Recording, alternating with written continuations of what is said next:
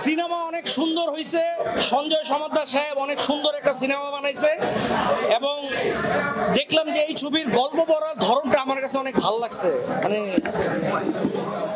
গল্পের ফাঁকে ফাঁকে ফ্ল্যাশব্যাক আসে, এইটা আমার কাছে অনেক মজা লাগছে।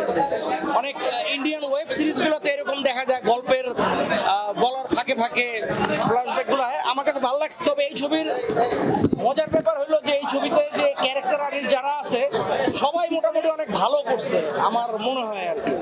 এবং শরীফুল রাজ আগে যেগুলো করছে এই ছবিতে আমার মনে হয় যে আগের সব রেকর্ড ভেঙে ফেলছে। বাংলাদেশের প্রথম ইমিউনিটি বুস্টার সমৃদ্ধ ফ্যান্টাস্টিক হ্যাপি এনার্জি বিস্কিট। এবং আগের অন্য সিনেমার চাইতে শরীফুল রাজের পারফরমেন্স এই ছবিতে আমার কাছে অনেক বেটার মনে হয়েছে। আর ফারিনরে তো বিভিন্ন সময় আমরা যেরকম দেখছি, কিন্তু এই ছবিতে মানে যেটার পুরো উড়াই দিছে আর কি। ফারিনের নতুন করে ফারিনের ফ্যান হয়ে গেলাম আমি, অনেক ভালো লাগছে তারা দেখতে।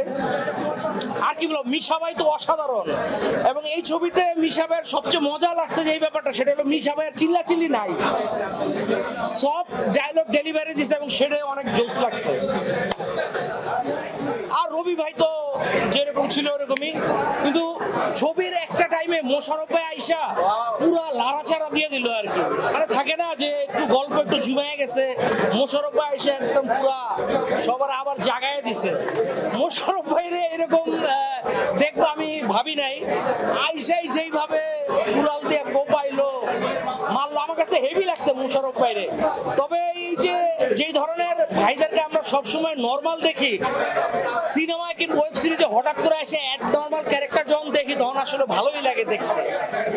তো সব মিলে আমার কাছে ভালোই লাগছে। আর আমার কাছে আপনাদের একটা প্রশ্ন, মানে আপনাদের কাছে প্রশ্ন যে ইনসাফ সিনেমা আপনারা কারা কারা দেখছেন, আপনাদের কেমন লাগছে?